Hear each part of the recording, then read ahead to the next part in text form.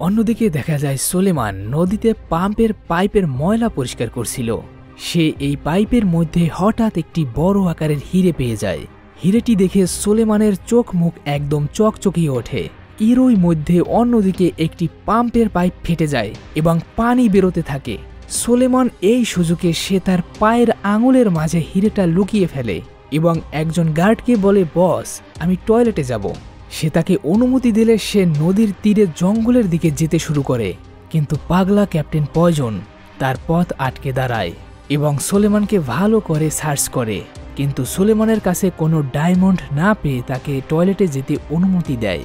সুলেমান জঙ্গলের কিছুটা ভিতরে গিয়েই হিরেটি বের করে ভালো করে দেখতে থাকে এবং হিরেটিকে এক টুকরো কাপড়ে পেঁচিয়ে মাটি খুঁড়তে থাকে, কিন্তু হঠাৎ সে টের পায় তার পিছনে কেউ তার দিকে বন্দুক তাক করেছে।